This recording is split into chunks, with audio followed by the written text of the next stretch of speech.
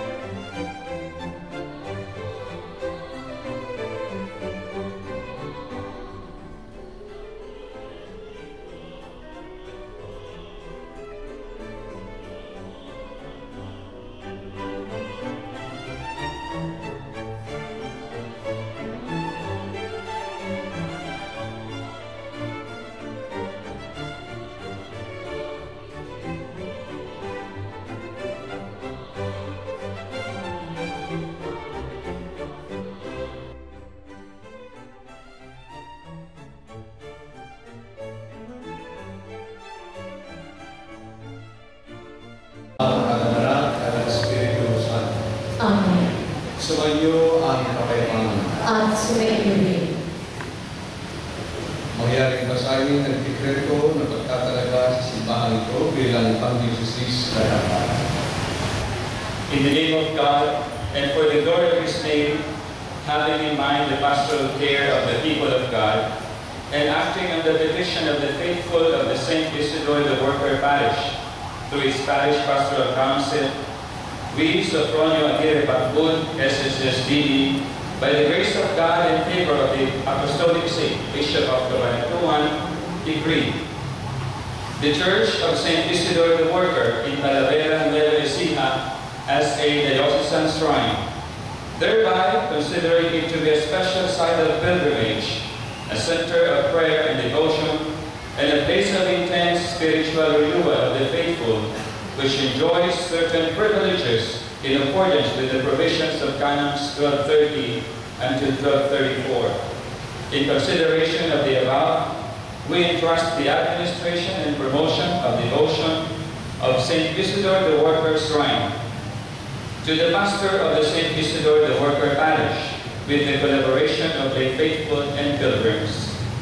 We urgently recommend that a special program of sacramental and pastoral activities be made available to all the pilgrims who come to this sacred place, so that liturgical life will be appropriately fostered, especially through the celebration of the Eucharist and penance and the improved forms of popular piety.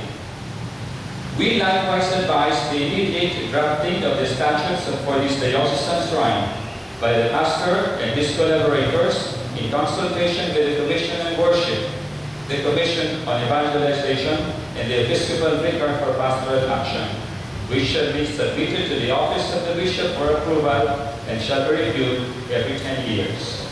Given at the Bishop's office in Cabanatuan City, Philippines, on this 19th day of June 2014, in the year of our Lord, by His Excellency Sopronio Aguirre Bacbun, SSSDD, Bishop of Cabanatuan.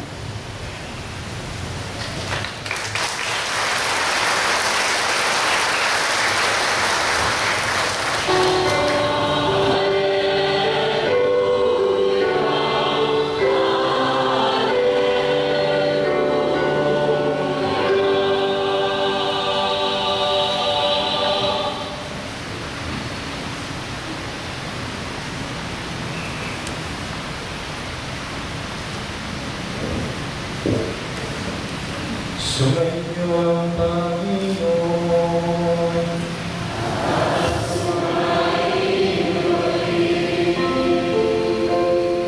Ang mabuting balita ng Panginoon ayon kay San Mateo.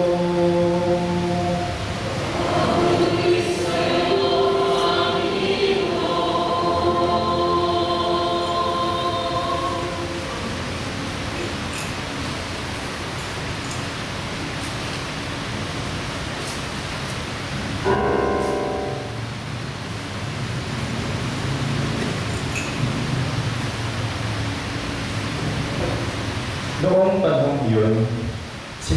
Jesus sa kanyang mga alagad. Sa pananalangin ninyo'y huwag kayong gagamit ng napakaraming salita, gaya ng ginagawa ng mga hindi. Ang akala ninyo'y pinakikinggan sila ng Diyos dahil sa dami ng kanilang salita. Huwag ninyo silang tularan. Sapagkat alam na ng inyong Ama ang inyong kinakailangan bago pa ninyo hingin sa Kanya. Ganito kayo mananalangin. Ama namin nasa langit, sambahin nawa ang pangalan mo. Ikaw nawa ang magkali sa amin. Sundin nawa ang iyong kalooban dito sa lupa tulad ng sa langit. Bigyan mo kami ng pagkain kailangan namin sa araw na ito. Patawarin mo kami sa aming mga kasalanan tulad ng aming pagpapatawad sa mga nagkakasala sa amin. At huwag mo kami iharap sa mahigpit na pagsubok, kundi ilayo mo kami sa masama. Sapagkat iyo ang kaharian at ang kapangyarihan at ang kapulihan magpakailanman. Amen. Sapagkat kung pinatatawag ninyo ang mga nagkakasala sa inyo, patatawarin din kayo ng inyong Amang nasa langit. Ngunit kung hindi ninyo pinatatawad ang mga nagkakasala sa inyo, hindi rin kayo patatawarin ng inyong Ama.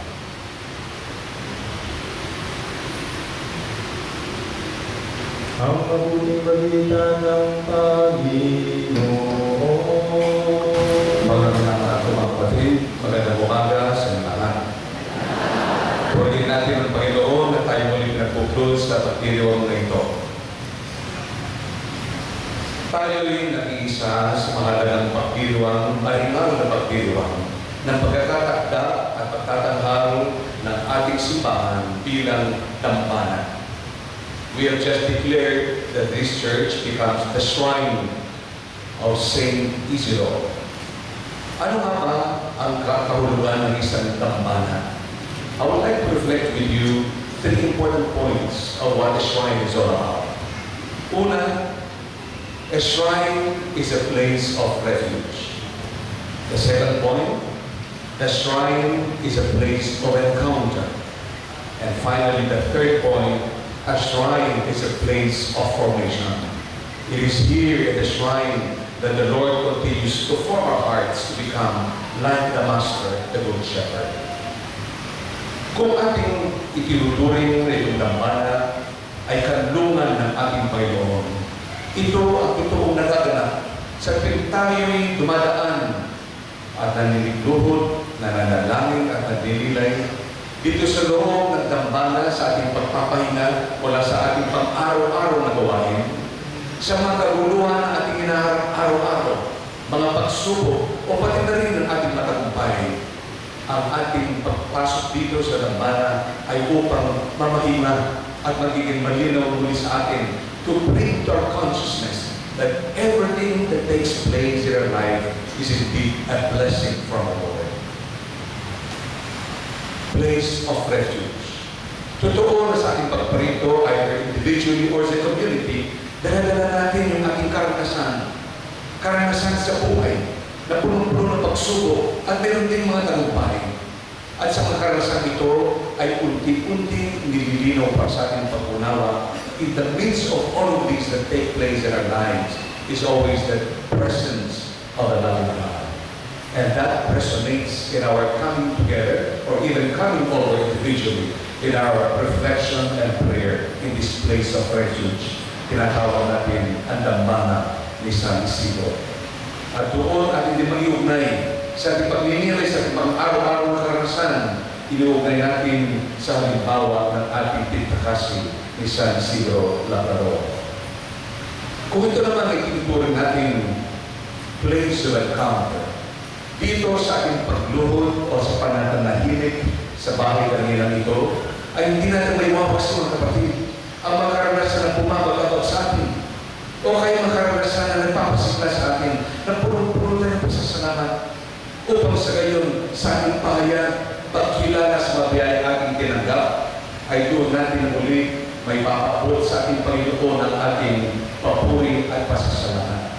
And then the time that we provide is simply settling down, resting in the presence of the Lord, naroon ipagpagtagpo to listen to Him once again.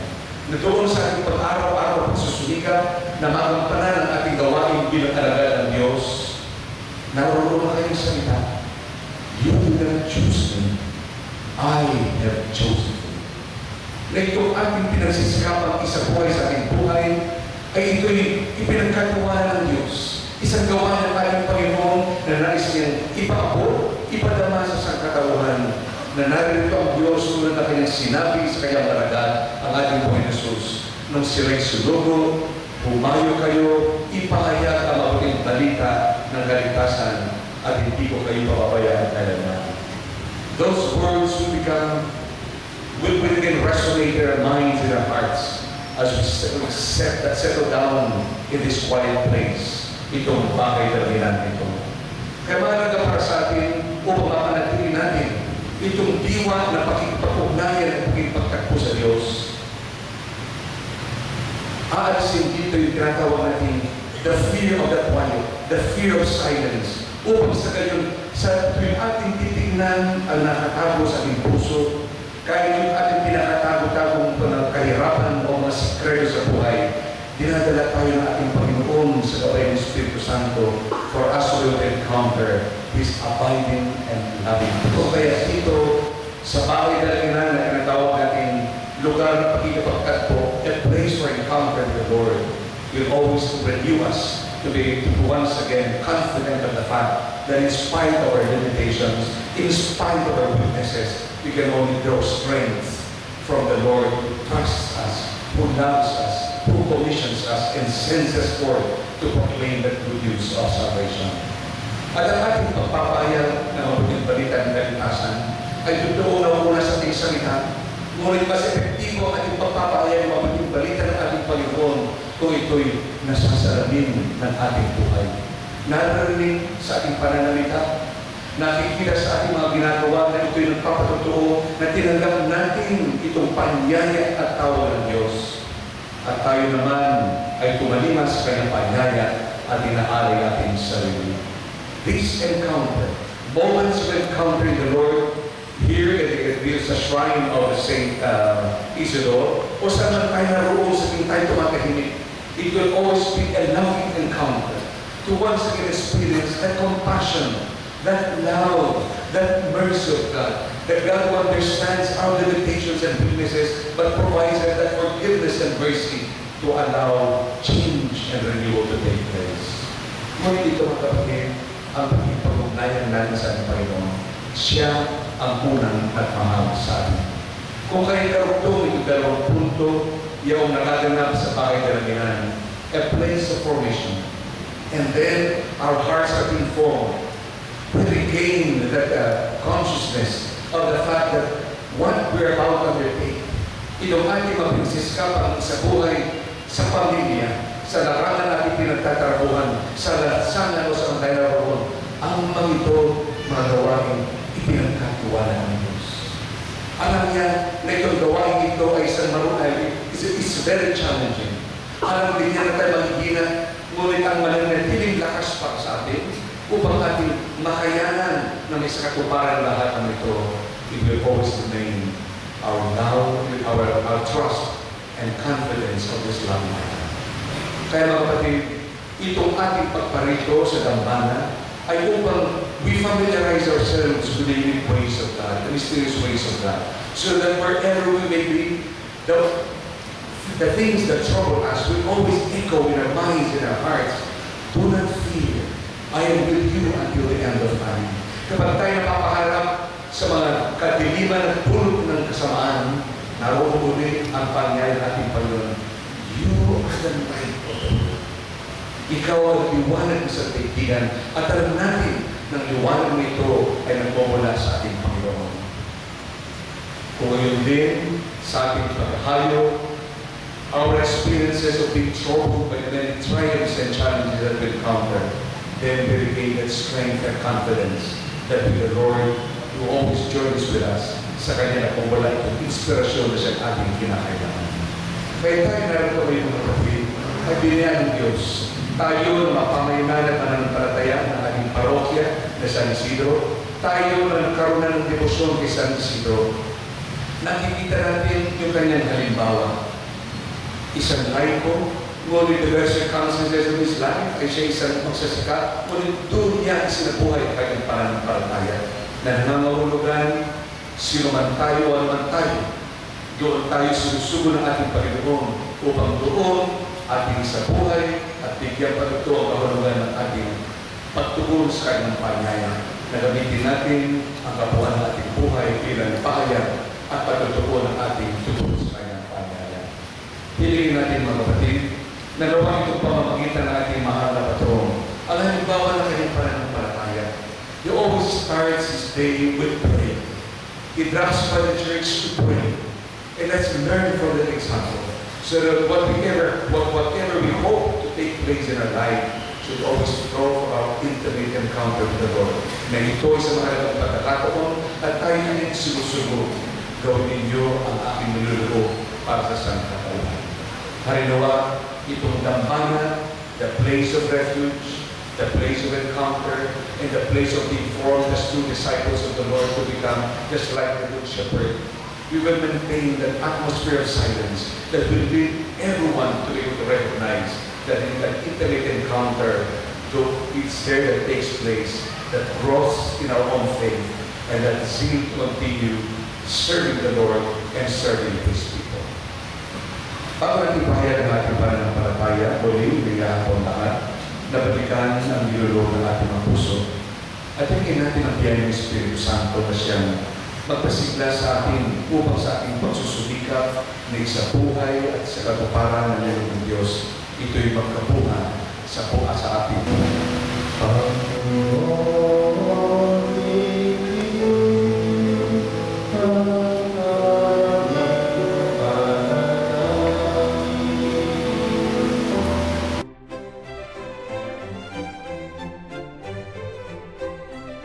Ginawa kanyang tinapay, pinasalamatan kanya, pinag-hati-hati niyo yung tinabot sa kanyang mga lagat at sinabi, "Tagapin ninyo lahat ito at kanin.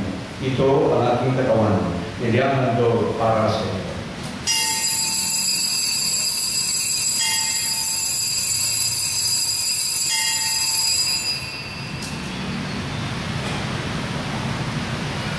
Kahit naman na matapos sa apunan ng ginawakan ng kalis, muli kanyang pinasalamatan, inabot niya ang kalis sa kanyang mga lagat at sinabi, "Tanggapin ninyo lahat ito at inumin. Ito ang kalis ng aking dugo, ng bago at walang hanggang tipan. Ang aking dugo ay bubuhos para sa inyo at para sa lahat, sa kapagpapatawad ng mga kasalanan. Gawin ninyo ito sa pag-aalala sa akin."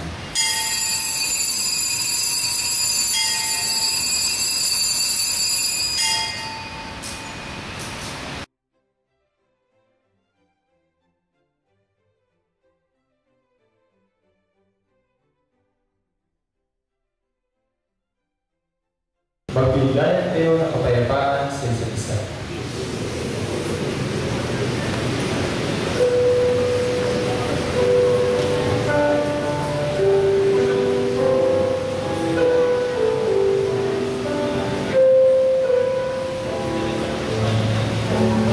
Makakapatid na Jesus sa Kordero ng Diyos na nag-aalis sa makasalanan at sa libutan.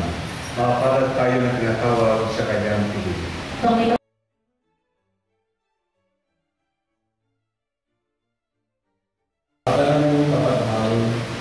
Pinagpapasalamat namin itong aming pagsasagos sa tayo sa kaming maawi ng mga masasikang katulad ng San Isidro na inuminahari. Ang kanyang malasakit na paglingkuran ng lahat ng kapwa ay siya na mag-umiral sa aming pagsisikap na ilan lahat ng bigay na kakanin sa araw-araw. Sa pamamagitan sa Kristo kasama ng Espiritu Santo, magpasawalang hanggan. Amen. Ang mga sa inyo lahat. Pagpapagalan po natin ang Panginoon sa biyayang araw nito.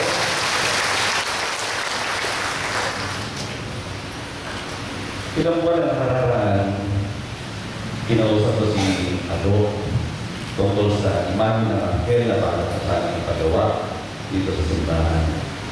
Sa dahil ng ating pag-uusap, napunta ang aking copy tungkol sa mga naitikla ng diocesan shrine sa diocese. Napag-usapan namin na maganda siguro kung magkakaroon ng shrine in honor of St. Isidore dahil patulog siya ng mga magsasaka. At ang gagaisihan ay tinuringan Christ Granary of the Philippines. Napakaraming chapels ng patron ay si San Isidro, bukod pa sa 2 parokya sa aming diocese. Actually, sa parokya ng aming pinanggalingan at Santa Barbara, anim ang mga barangay ng patron ay si San Isidro. Kaya naman pag-fiesta ay talagang hindi mo malaman kung paano seservisyohan yung mga chapels na yun. At sa pagkakaroon namin, wala pang shrine in his honor. Natapos ang aming pag-uusap at naghiwalay kami sa ganoong pangarap na sana'y mangyari. At ang naging yun, unusual na very disturbed ang aking pakiramdam. Yung mga pakiramdam ko ay parang nung dumating yung tawag sa pagpapari. At nung gabi yun, nag-research ako, binasa ko yung kanan doto tungkol sa shrine, at nakita ko yung mga provisions.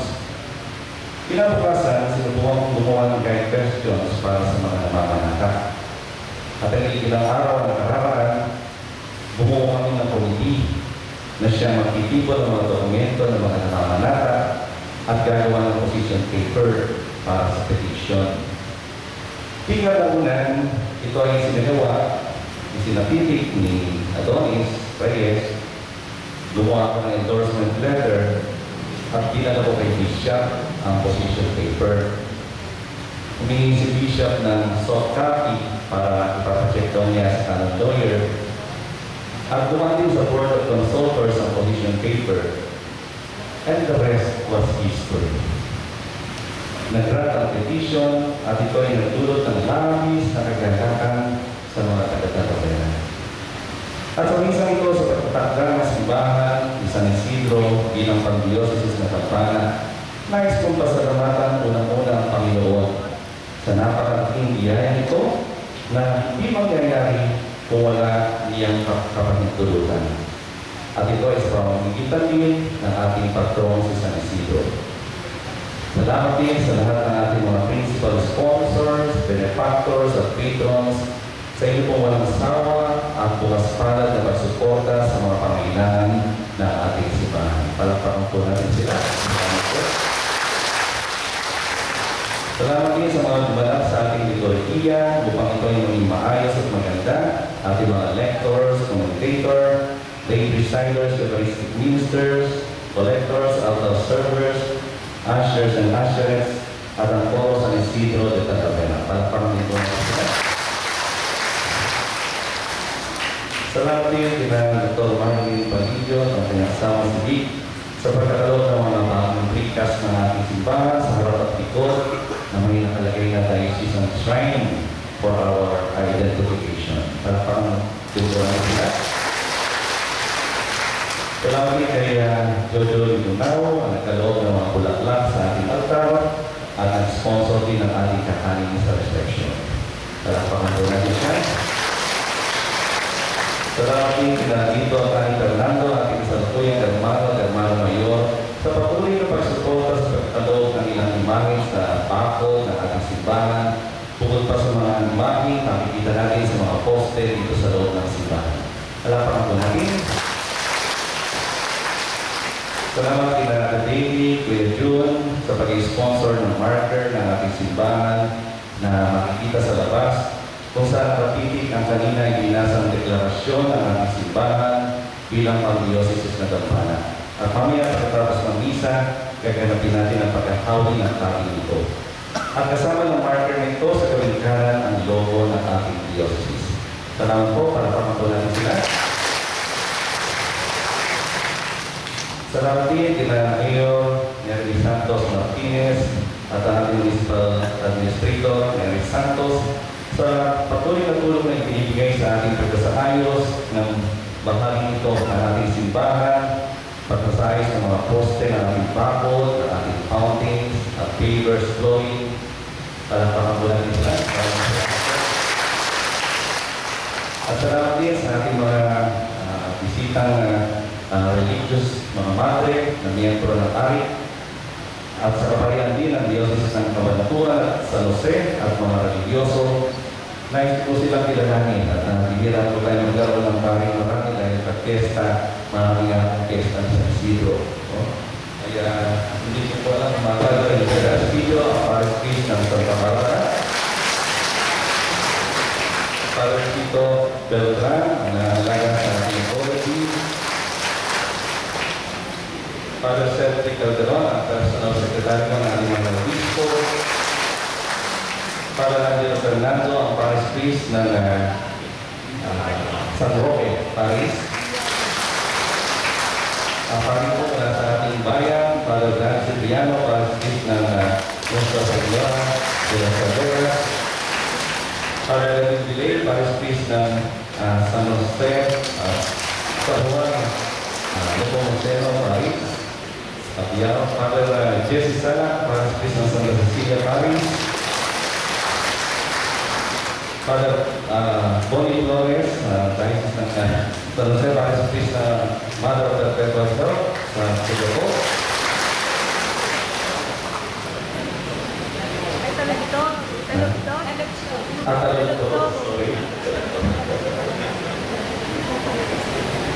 Father Joseph Asarcon, bagong presidente po ng Divina Pastora College.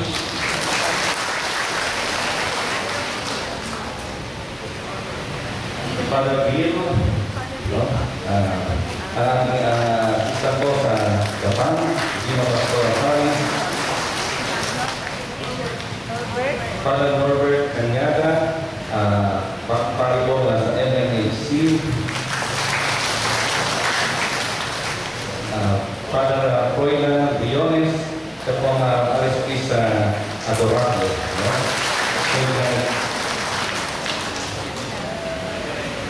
St. John Ganigani, meron ako. Ating pong Chancellor, Father Joel Catafogue. Ang ating pong Carrera at bagong presidente ng Parish of the Immaculate Conception, ang tatayo rin po niya dito sa Talavera. Father Elmer Mangalinaw. At ang ating pong soon-to-be priest, ang Tiko ng ating diocese. At ngayon po, assignment niya sa San Isidro Parish din, Reverend Ryan Aguinaldo. At siyempre sa ating mga obispo na patuloy na sumusuporta sa ating mga amang pagtumay, Bishop Socronio Bacput. At pasalamatan din po natin ang mga naging miyembro po ng lupon sa pangasiwa ng maitagda ang simbahan sa Isidro, Magagawa ng Talavera bilang Pang-Diocese ng Dampana. Nandiyan po sa likod ng yung misa din ang kanilang mga pangalan, sina Adonis Reyes, ang nagsulat po ng position paper upang maisagawa ang petition ng mga tao na magawang shrine ng ating simbahan. At siya rin po ang tumulong sa ating sa liturhiya, alapangabulatin, sinalamat. At kay June Villamuno, ang napakasipag na naging katuwa ni Adonis sa pagsasagawa at sa napakayamang mga ibigan na kanyang pinakahagi para pangangulatin. At kay Charito Marilyn Manahan at Marilyn, ang napakasipag ng news ng lupon na ito na siya nagkokolit sa mga testimonies ng mga namamanata at linggo-linggo ay umiikot sa iba't ibang barangay kasama si Kuya Mel Diaz at iba't ibang kasama upang pakikalagan at ang devosyon kay San Isidro na pangangulatin. At kay Kuya Roger Gutierrez ang ating napakasipag at marasahan lagi sa pagsuporta ng Parish Pastoral Council Chairman para pangangulito lagi. At sa pagkakataon po ito, nais ko silang pasalamatan sa pagbibigay po ng kadatas ng pasasalamat. At ito po ang napakahalagang gampanin at kanyang ginampanan para po maging shrine ang ating simbahan at babasahin po ang citation ng Antitema Vipara ng ating Parish Obispo. Bukong para naman po yung mga nasa taas para madali po na maibigay sa inyo ang kadatas ng pasasalamat. Parokya de San Isidro Labrador, Talavera de Mexica. Ang kalatas ng pasasalamat na ito ay marangal na ipinagkaloob kay Adonis C. Reyes sa kanyang pagbabahagi ng talino, kakayahan at panahon bilang kasapi ng Diyos sa pangasiwa na maitagda ang simbahan ni San Isidro Manggagawa ng Talavera bilang Archdiocese ng Dambana. Ang kanyang wagas na pagtatalaga sa gawain ito ay biniyayaan ng Panginoon na makamit ang nililigpit at inaasahang magkakantong sa bawat mananampalataya ng ibayong pamamanata at pagtulad sa buhay ng ating patron si San Isidro upang makamit ang nilalayon sa taon ng mana ito, ang maging banal at magiging sa pagpapaunlad ng pananampalataya. Ipinagkaloob ngayong ika-11 ng Hunyo, 2014, taon ng pagsasabuhay sa Pinto ang taon ng jubileo ng Diocese ng Cabanatuan sa pagdiriwang mahalaga na Eucharistia ng pagtalakda sa simbahan ni San Isidro Labrador, Talavera, Nueva Ecija bilang Archdiocese ng Dambana. Dagda, Reverend Father Joel G. Carriazo, Cura Parroco.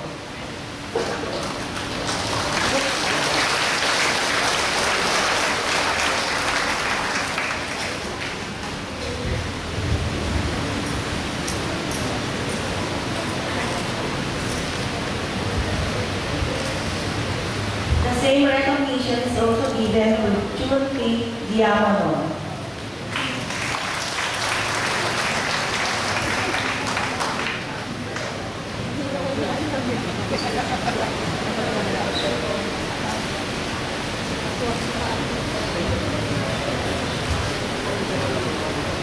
Likewise, the recognition is also given to Charito Marilyn D. Panahan.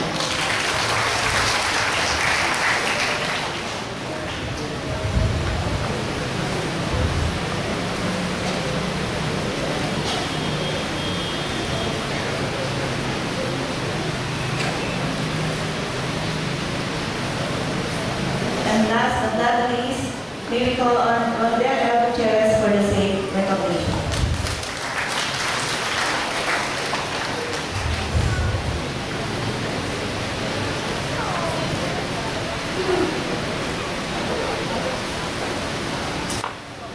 Sa aking mga BPC officers, NARM officers, sa aking mga participant na mga parish staff, at sa inyo pong lahat, maraming salamat po. Para po natin ulit, ang bawat isa. Sa inyo ang Panginoon. At sumayin. Pagpalain kayo mga kapatid ng Diyos, Ama, Anak, at ang Espiritu Santo. Amen. Tapos na ang banal na misa, kumain kayo mapayapa at patuloy na umaasa, nagtitiwala sa Diyos. Salamat sa Diyos.